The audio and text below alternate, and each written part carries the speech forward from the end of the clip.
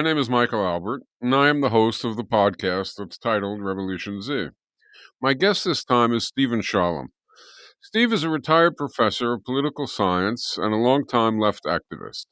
He is on the editorial board of New Politics and is a member of Jewish Voice for Peace and the Ukraine Solidarity Network. His books include The United States and the Philippines, a study of neocolonialism, the edited collection Socialist Visions, and Which Side Are You On? An Introduction to Politics. And I should perhaps acknowledge that Steve isn't an unfamiliar guest. We went to school together and have been close ever since. We talk all the time. So this is another time, but hopefully with a few extra people listening. So how about to start, Steve? Could you tell us what you see as the threat that Trump represents? Thanks, Michael. It's good to be here. Well, there have been lots of bad presidents. There have been lots of terrible presidents. But Trump is unique in certain respects. I don't want to get into the debate about whether the term fascist specifically applies or not. I'm not sure that's very productive. But what's clear is he is trying as hard as possible to pursue a reactionary agenda and to concentrate as much power as possible in his own hands. And that's why when you look at all of his appointments, it's clear that competence, even reactionary competence, is not the key consideration for him. The key consideration is, will you give him absolute authority? Will you fail to be a check in any way upon him? So this is a tremendous threat, but there's an additional threat, which is that he had a lot of people voting for him. And we can't just treat him as though he seized power and the whole population is against him. So that's our challenge, to prevent him from doing his worst, but also to move as many people from the MAGA camp to progressive politics. So we all agree, at least I hope we all agree, not just you and I, but the listeners, about defending against Trump's horrible policies. But why is that perhaps insufficient? Why do you say we need to also, and why do I say we need to also offer a positive program? What would you say to someone who suggests that that would dilute our defensive efforts? Well, I think there are several reasons we need to offer a positive program. One is that a positive program is the morally right thing, and we should always keep that in mind. Second, we need to keep alive certain ideas, even if this is not the right moment for them to come into fruition. We've got to keep the ideas alive, because we certainly hope that at some future point, hopefully not too long in the future, we'll be able to pursue that positive program. But the third reason is, when we think about these Trump voters, to some extent, they're responding to the fact that the status quo pre-Trump didn't address their real needs. And I'm not talking about their needs to belittle people and discriminate against, not those kinds of needs, but they had real needs, given the growing inequality and the growing alienation and all the other problems that the status quo has not been able to address. So when Trump comes on the scene and says, look at the terrible things in your lives, I'm going to address it. If we just leave it to the old status quo to be the only alternative to Trump, there are going to be lots of those Trump voters who are not swayed by our arguments about his terrible dangers. We need to offer them something that says, look, we understand that inequality is a problem, and there is actually a program to address that doesn't require the craziness and the horrors of Donald Trump. We understand about the way you've been denied access to power in so many ways. You don't need Trump for that. There are alternatives. And we have a positive program that is that alternative. Now, you raise the point. Will we be diluting our efforts to block Trump if we're talking about positive program? Presumably we have a finite amount of time, and so whatever you're doing in one realm, you're not directly doing in the other realm. So it's a careful balance we've got to be thinking of when there are dangerous moves. We need to respond, and we need to respond with all sorts of allies who may not be our allies in terms of longer vision. But we need to include as well, as much as we can afford to, some of that positive vision. I think maybe there's another reason. I mean, we agree, obviously, but I wonder, there's the phrase, the best defense is a good offense. And it partly has to do with the notion that if we're defending, so Trump acts, we defend. Trump acts, we defend. Musk acts, we defend. They are constantly choosing the terrain, deciding whether to persist or not persist, because if they run up against some significant opposition, they just change issues. Whereas if we also have, and obviously we do have to defend often, but if we also have positive program that we can pursue, positive aims along with stopping them, then they have to relate to what we're doing. They have to try and, in essence, stop our program. So I think it actually doesn't delete, but it can and needs to augment defense. Yeah, What do you I think think? that's right. Well, okay. What about the concern that some might feel that there's a danger that by going on the offensive, by putting forward positive program, um, not a vision for a whole new society, but immediate aims that can be fought for and that we would be fighting for, that at least move in the right direction instead of only preventing him from moving in the wrong direction, we could alienate some potential allies. They might be put off by our positive demand where they would have supported or at least gone along with or at least not opposed our defensive posture. Stop cutting this or that. Stop jailing those people and so on. They might support that, but not our positive program. Is that a danger that should worry us, or that's just a price of doing what needs to be done? Oh no, I think it's something that we should keep foremost in our minds. That is, we should be trying to advance our program in a way that doesn't needlessly alienate potential allies. That, when I say needlessly, I mean there are some issues that no, we can't just say we're going to throw this group or that group under the bus because we don't want to choose any issue that might offend somebody. Yeah. But a lot of what the left and progressives in general do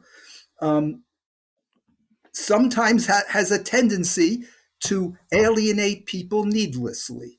So, insisting on certain kinds of language that really seems to show that you're in the in crowd because you're aware of the latest announcement of what the right term for this or that is, and so you use it and you berate those who don't. That's an example of needless antagonism. And it would be important to always check our tendency in that direction. But there are complicated issues like um, affirmative action, right? And so there are some people who say we should drop affirmative action entirely. Everything should be class focused. And there are others who say no, given white skin privilege, what we should be talking about is exclusively affirmative action. I think, and you can't always do this neatly, but I think our goal should be, let's see if we can bring together constituencies in a healthy way. So it's important to have race-based affirmative action because there are ways in which, historically, the Black working class has been harmed in comparison to the white working class. So simply a class-based program will not address that problem. On the other hand, if we say we're going to, and if you don't include some race-based programs to address the specific harms that people have suffered on the basis of race, there are going to be a lot of people in various racial and ethnic minority groups who will say, there's nothing for us here. We're not being treated with respect. And their allegiance to our broader project will wane. Okay. On the other hand, we're not going to be able to address all the problems of inequality if we say we should be looking to replace a working class white person in this college admissions class, and we should bring in an upper class Black person. That too is counterproductive. So we've got to be able to say, no, you need both kinds of programs. Both of them have a purpose. Both of them have a moral justification, and one without the other risks alienating people we shouldn't be alienating. So, in a sense, the logic, if you will, or the way that you're suggesting that we think is that, yes, we're trying to stop Trump's, I guess you would say authoritarian, I would say fascist, doesn't much matter, Trump's agenda, and but we're trying to do it with our eyes on the particular program that we're opposing, but simultaneously with our eyes on the need to assemble, organize, be able to manifest in demonstrations and so on, a broad constituency. So we have to take into account the consequences immediately and the consequences down the road a ways. And if that's right, and if there's something to be said, as we both seem to think, for having an element of positive agenda on our side, as well as blocking Trump's agenda, then maybe we could try and figure out what some of that positive agenda might need to be.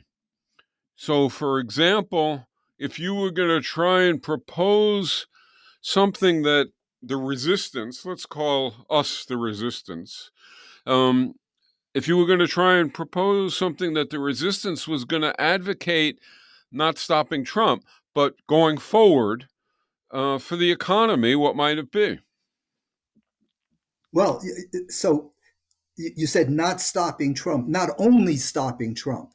That is, we Yeah, would not hope only that this, stopping Trump, right? yeah. So Right. the key characteristic of our economy is its undemocratic nature and the immense inequality that has grown over time.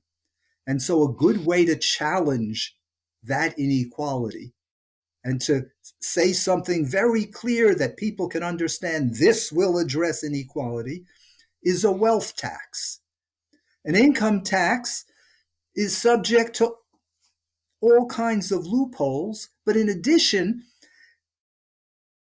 someone who makes $1 million a year and someone who makes $100,000 a year, there's a 10-to-1 ratio. And if you say we're going to tax all the millionaires, but we're not going to tax people under that, it's not clear that you'll generate either that you'll generate enough money, or you won't end up hurting a lot of people that you don't want to hurt. On the other hand, the wealth gap is so much broader, so much wider than the income gap that you could tax people who make 1,000 times as much as others and say anybody below a huge amount will not be subject to the wealth tax at all. And that would indeed generate tremendous amounts of money. Now, of course, there's always the danger of loopholes on a wealth tax, just as there is on an income tax. And one of the things that Trump is doing, the firings at the IRS, are part of a long-term Republican project of reducing funding for the IRS so it can't do audits of rich people. And Trump is trying to carry that to a new extreme. So obviously, as part of calling for a wealth tax, we'll have to say no loopholes, and with lots of IRS auditors. That should be the first thing we pay for out of this wealth tax is more IRS auditors so we can actually get the money that is needed. Okay, so that's one plank, one demand, one aspect of a possible positive approach to add to defending against Trumpism. What about for the economy, stipulating a much higher minimum wage and having that be a second part?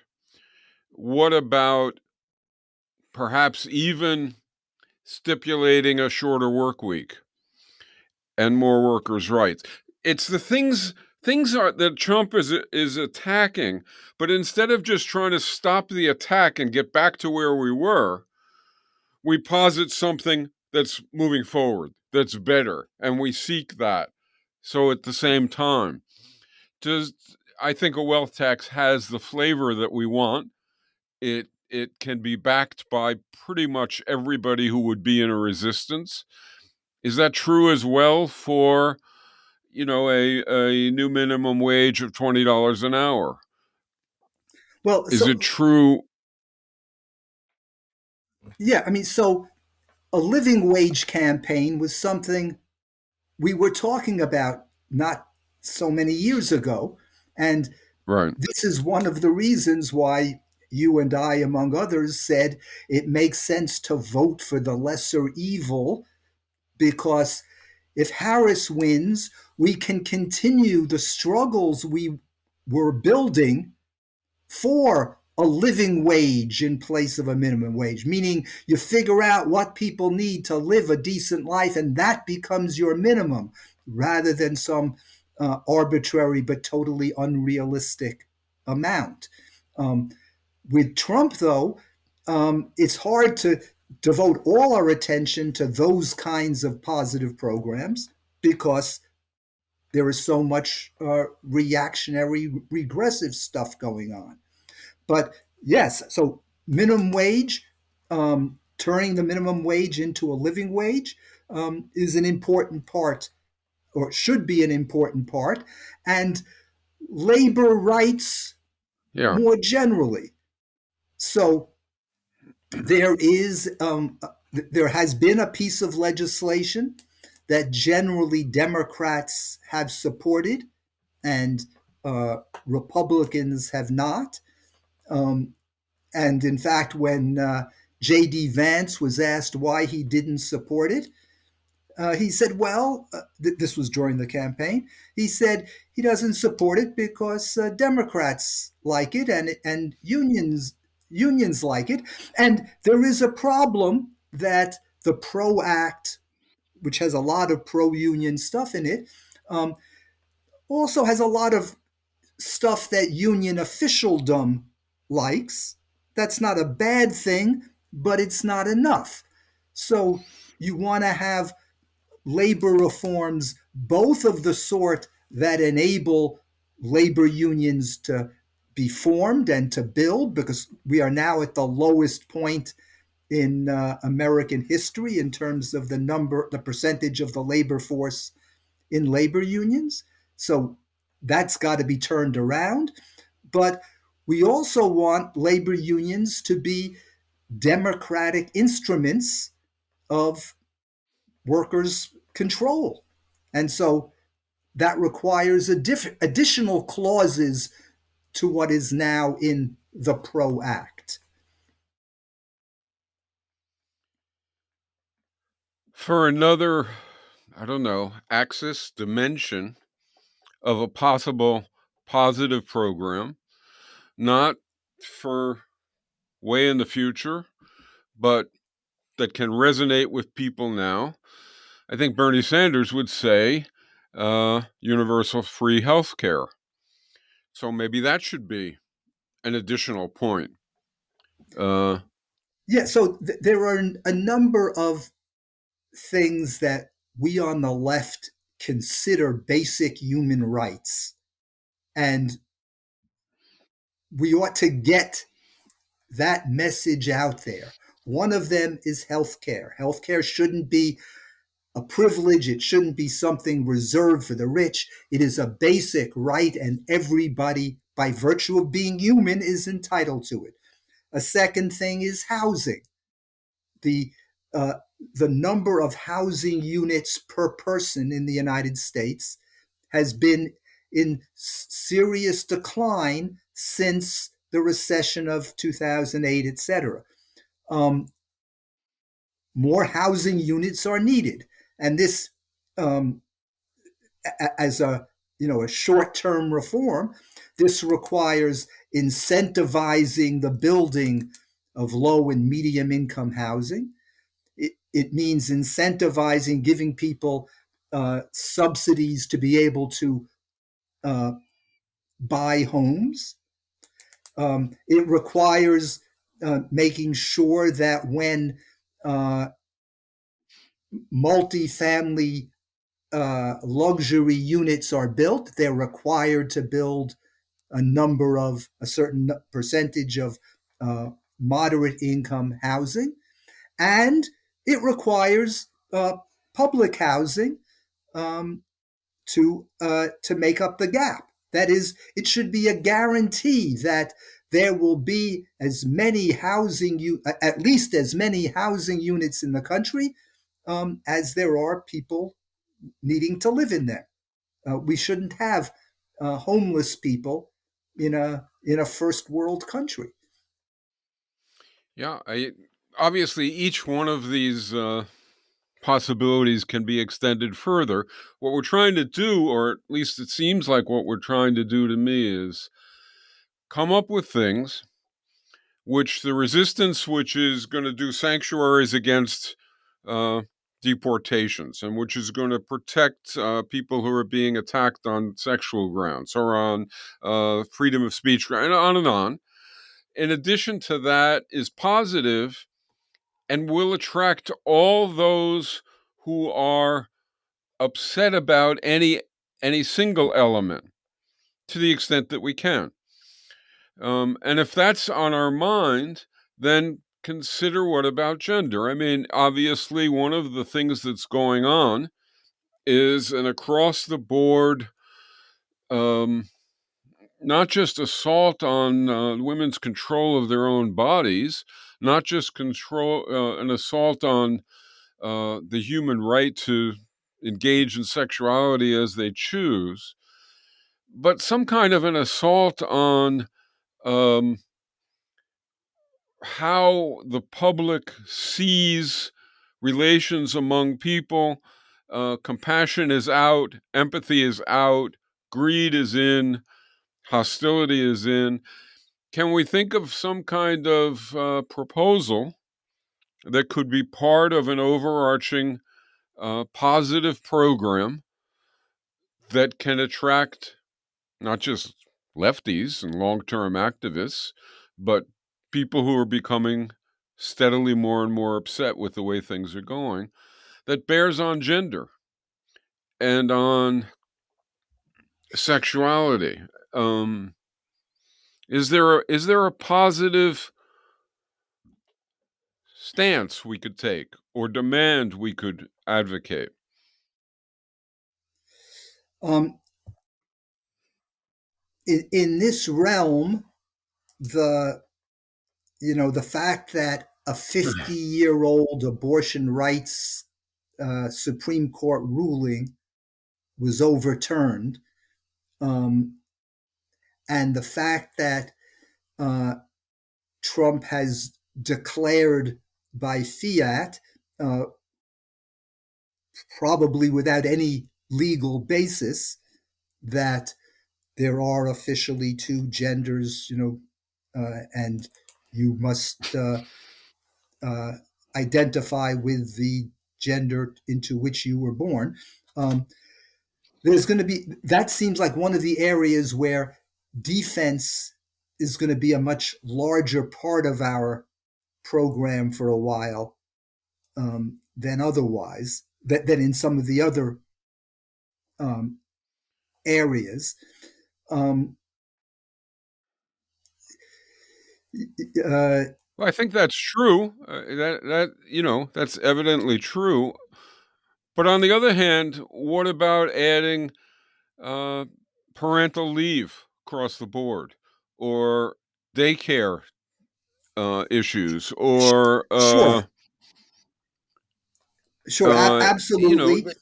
these are things that I would imagine of the sector of the population that would be opposed to these kinds of positive programs is relatively small. Right. I mean, so And have a hard time saying it in public. you know, right. So earlier, when I said we need to declare that healthcare and housing are human rights, um, I I got sidetracked and didn't get to listing some others. So education is a human right, and um, parenting is a human right, and that means that is as a prerequisite to being able to be a parent. That means childcare. That means parental leave. Both the things that you just mentioned. So, in a sense, it's part of our broader agenda of expanding our understanding of yeah, but human rights. It's not just not being tortured, but everyone has a right to have right, the but when it means to raise a family if they agreed, want, or the means to not if they choose not to.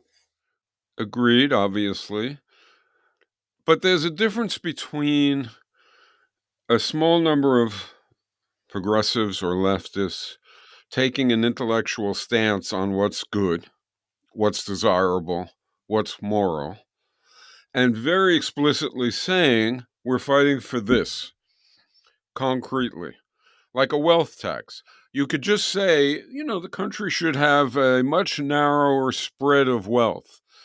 Or you could say, we're fighting for a wealth tax. As soon as you say we're fighting for a wealth tax and you say what it is and you say how to implement it, now Trump, for his constituency, has to try and stop us. Same thing around other aspects of life, I think. It's going on, it's defending, but also going on the offense, seeking better. And I'm not sure that, I don't know, and it might change it a little. So take education. It's not enough to say, well, people should have a good education. Yeah, but that doesn't tell normal people anything much is going to change. No, no. So what you've got to be more specific. Um, I can be more specific about what you want to say about education.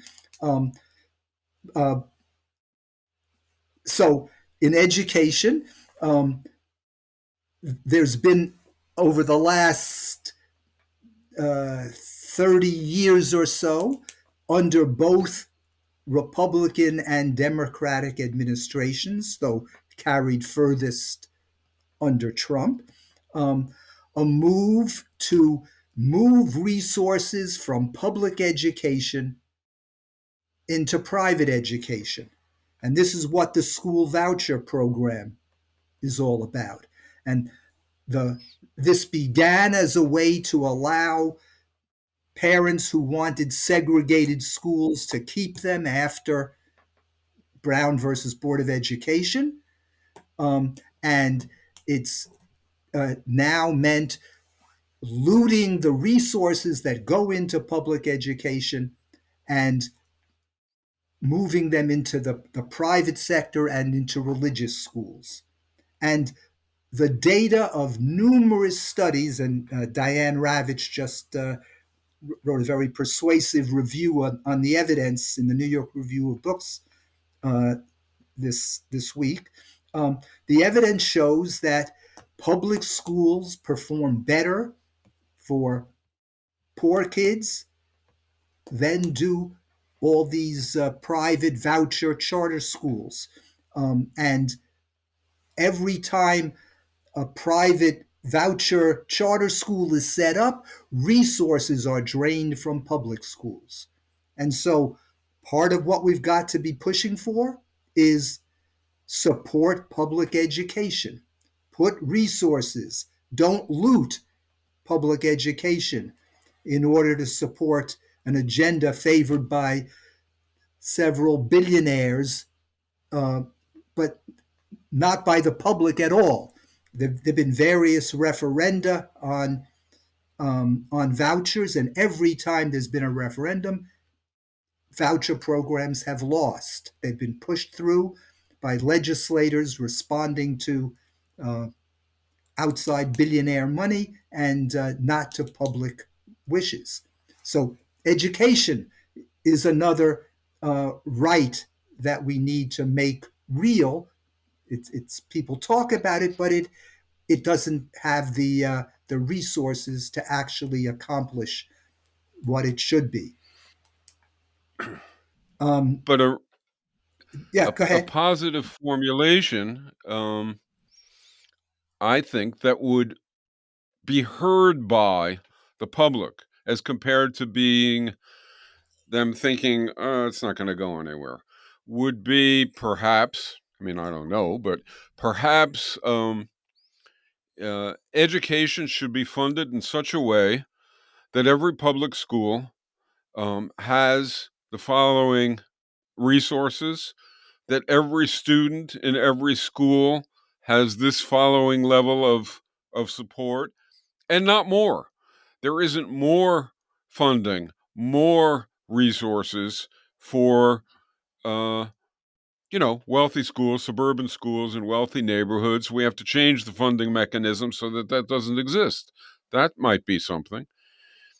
Another thing that might be something that seems to me, I think, look, a lot of Trump's support is premised on people feeling robbed of dignity, robbed of respect, robbed of, dissed, treated as second class or eighth class, um, denied stuff, etc.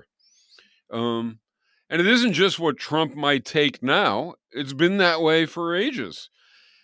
And I wonder, I mean, for example, it comes up with housing also. With schooling, there are, I don't know how many thousands of schools that are empty at night, that do nothing. Um, there are, I don't know how many, I guess again, thousands of motels and hotels that are half full and make huge profits, but waste gargantuan resources. Um, maybe a formulation that includes adult education and that includes community sociality. So schools being used as centers of communication and social engagement and celebration, etc. It's a little like what they did with the large churches when the government, ripped out interactive relations among the population, and then the large churches came along and said, well, we've got basketball courts in our backyard, and we've got food, for when you're in trouble, and we've got this and we've got that. All you got to do is sign on to the fact that homosexuals shouldn't get any of this, and so on. I wonder whether there couldn't be some degree of positive program that just goes forward, right?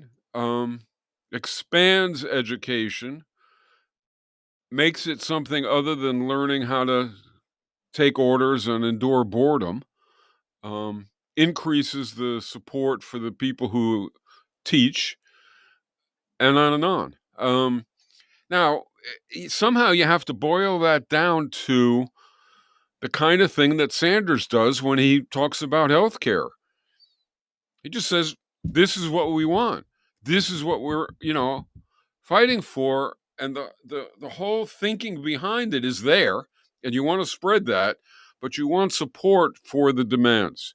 You want, I mean, I'm not sure this makes any sense, but No, well, so the idea of using school resources as community support centers with yeah. adult education and all kinds of other things going on um, has taken place in isolated schools and isolated communities.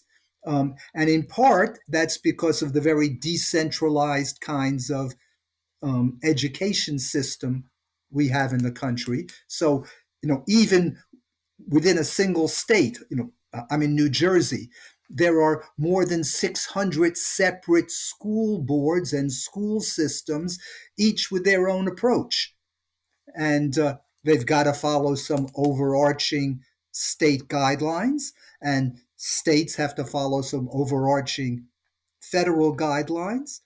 And so one could talk about here are some things that ought to be promoted from a Department of Education. So it's not, we don't just want to prevent Trump from closing down the Department of Education, but we'd like to see the Department of Education um, model and promote some of the most progressive things that are going on in schools around the country. Now, But it has to be it's made concrete for the audience, for the parents of students to know what it is we're talking about for their school, sure, or what it but is the resistance is talking about for their school. right, but the challenge also is that um, different schools in different communities face different challenges, um, and so uh, it would be hard to have a one size fits all kind of program, and so it would be a little complicated to explain what it is we're calling for. Maybe I'm not so sure. Perfection can wipe out excellence, and perfection is not available. But Yeah, yeah, no, no. big I have no disagreement with your suggestions. I'm just saying, right, um, right. it'll be challenging to be able to get very Of course, specific in that, given of um, course. the different communities in which schools are located. What about in the political realm? Uh, what might be what might we positively assert as as resistance goals, as compared to just uh, asserting that the government shouldn't be demolished, um, and the like, and that and protecting people against being fired and so on. What what positive political changes could a resistance adopt, Well, do you think? so since our definition of a decent democratic society is one in which people's power is relatively equal, that doesn't happen when you have billionaires who are able to leverage that money in the political system. Okay? Now, one of the advantages of the wealth tax is, yes, that if that can change the distribution of income, that will not just be good for the economy, but that'll be tremendously valuable for the political system. But in addition, we need measures to take the money out of politics. And so this means reversing that Supreme Court decision, Citizens United, that essentially said those with money, it's their free speech right to use that money to control other people's lives. Um, we need to challenge that. We need to fight against it. Push for uh, if the court won't change, push for a constitutional amendment. That's obviously a very tough thing to do, but it's important to put that out there. Could it seem fair to anyone that Elon Musk gets to have 1,000,000 times as much political influence as anybody else? That just doesn't strike anybody as fair, and we've got to put that front and center. What about the electoral college? Yeah, so then there are certain institutions in the United States governmental system that lead to unjust outcomes. One of them is the electoral college, because uh, its effect is, well, there are various effects, but most dramatically, we saw this in 2016. Trump won the election in the electoral college and lost the election in the popular vote. Um, that doesn't seem very democratic. And democracy would require that that kind of system be changed. While that's important, it's not always going to be the case that that will help the more reactionary candidate. Right? There was some talk that in this election just passed, that it was possible that Harris would get a majority in the electoral college and not in the popular vote. It didn't happen. Trump won both very narrowly, despite his calling it a landslide and a mandate. But it's basically an unfair system, and on those grounds alone should be changed. In some cases, that will actually have a big impact. It would certainly have the impact of making people feel more involved in politics, because Changes the campaign too. right, that's why people feel more involved in politics, because the candidates are campaigning in front of you, not just in in 7 swing states. Um, so, that's a reason, even if it never changed the electoral outcomes, it's good to involve people in politics. Ignoring for a minute fraud or graft, publicly I'm funded sorry. election. I missed what you said. Say it again, please. Ignoring for a minute, graft or Yeah.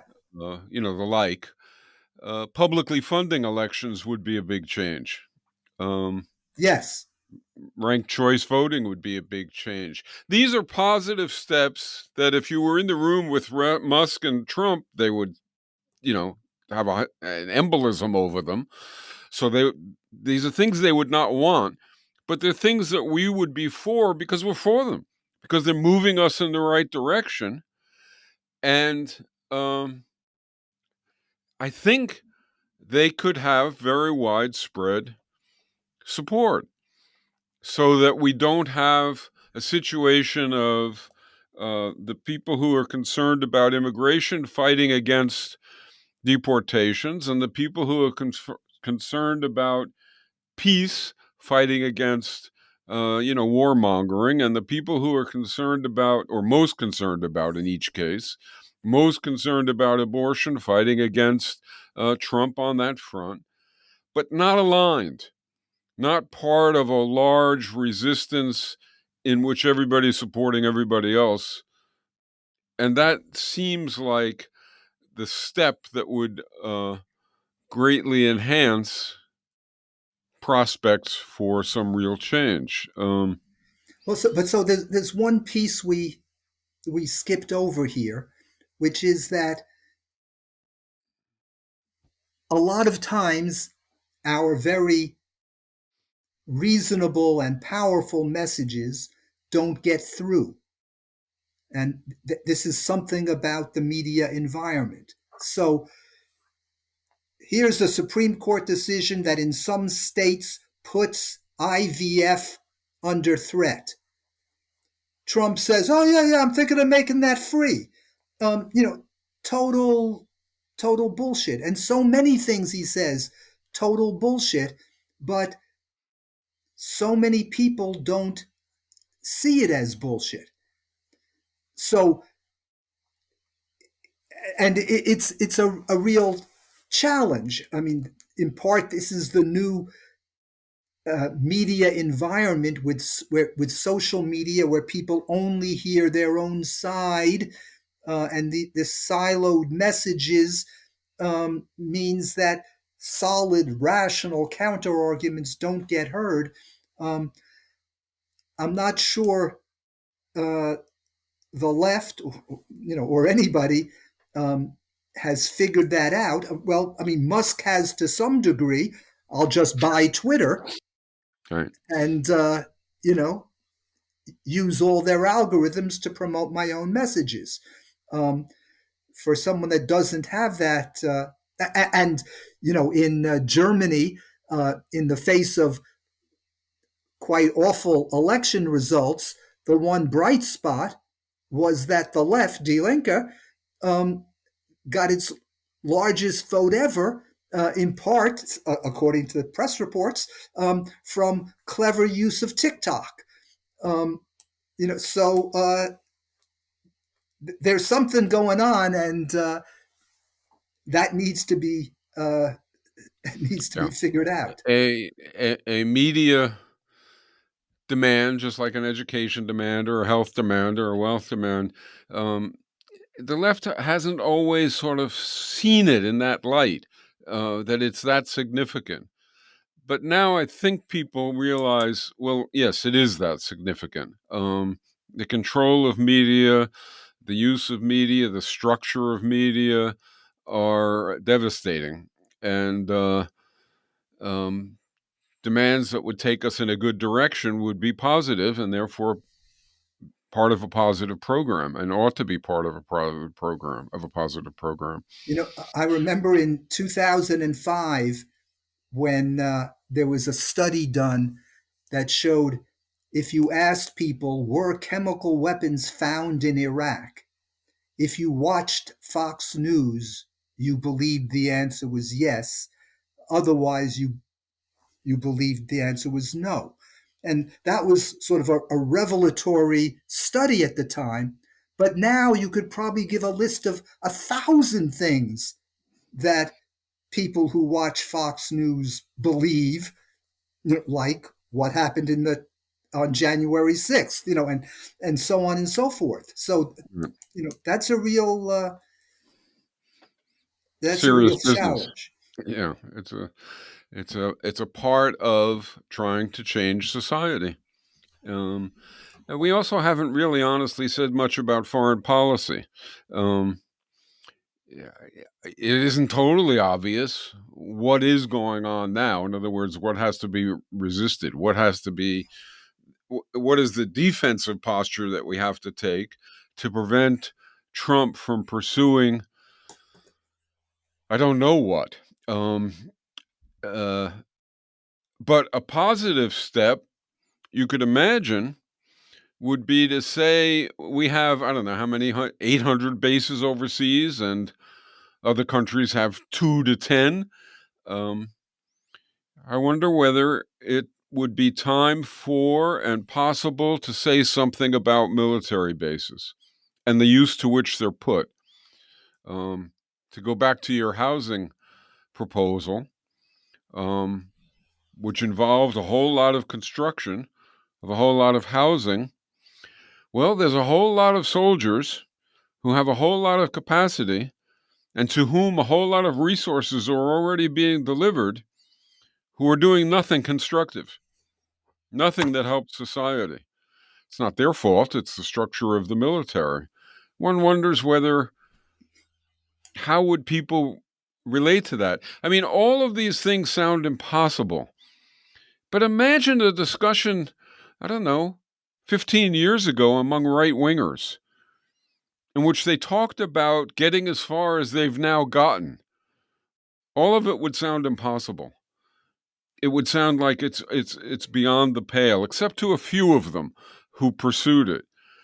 I feel the same way about the left. We often take off the table as unattainable things that maybe we ought to be seeking and that ought to be defining us to a degree. Anyway, that's what I have in mind for this issue of going offense instead of only defense. Of course, we have to we have to defend and we have to ward off what he's doing.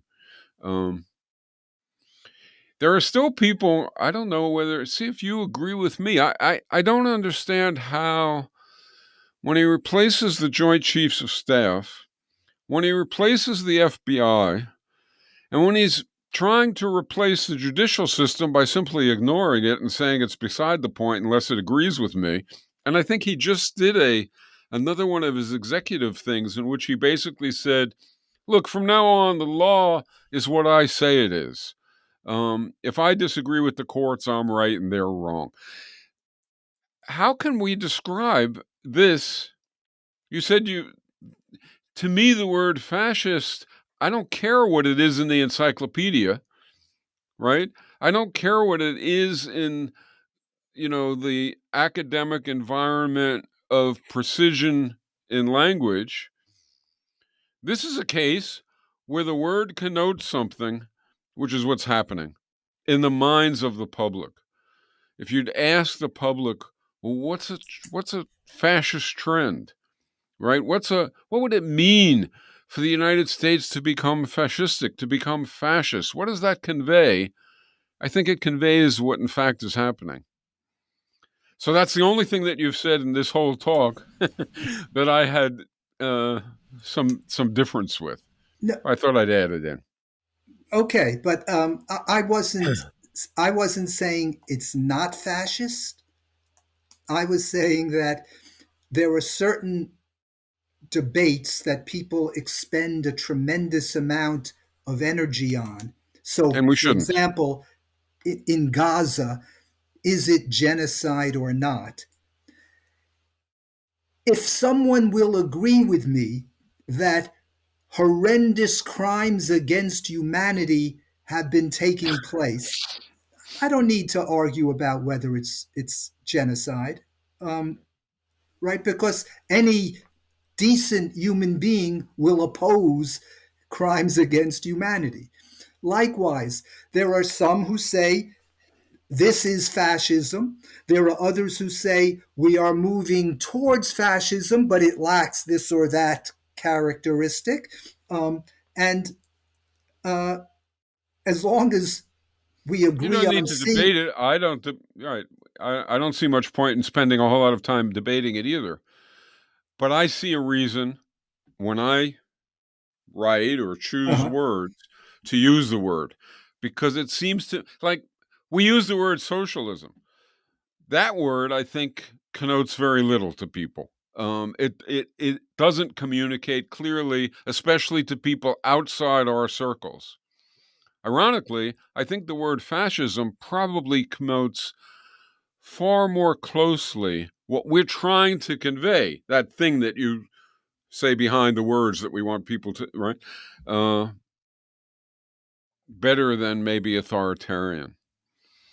Um, yeah, I mean the danger is, and it's the same kind of danger with genocide. If this is genocide, then there's there's nothing worse we have to worry about.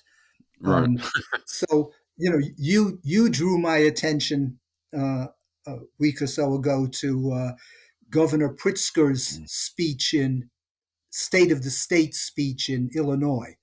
Um, and that was actually a very, he talked about a lot of his positive programs. So he's not a leftist, Yeah. but it was a pretty progressive uh, Democratic Party program. But he also talked about um, the when the Nazis marched in Skokie, he felt ambivalent about it. Should they be stopped or not?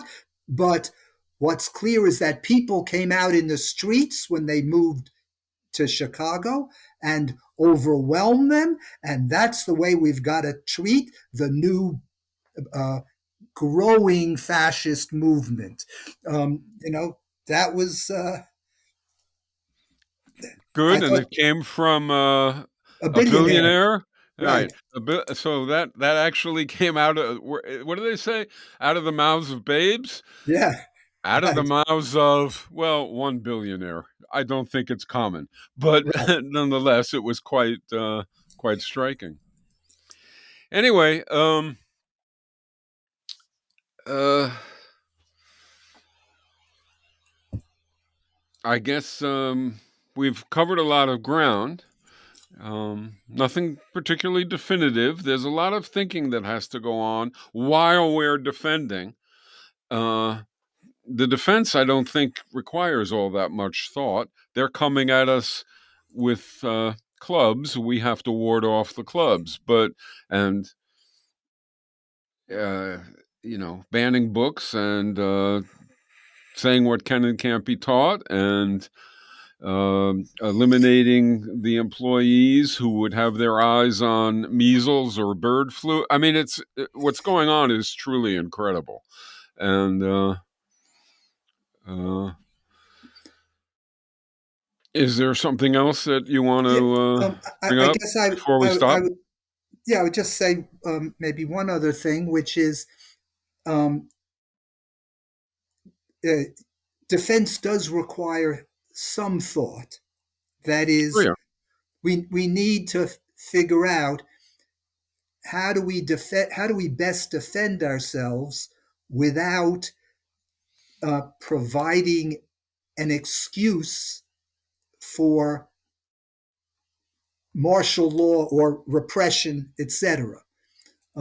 And so And how do we finding do the it right, without alienating constituencies that we need to reach? right, right. So we always need to be thinking about Yeah, that obviously. careful balance. Yeah. Uh, the word consequences, I guess, should resonate a little more loudly in progressive communities. Perhaps it does. All right. If Nope. well, we're 18 seconds from 1 hour. Okay, so now that we've got two-person agreement, we can see if we can get it any further. That would be nice. Okay, all that said, this is Mike Albert signing off until next time for Revolution Z.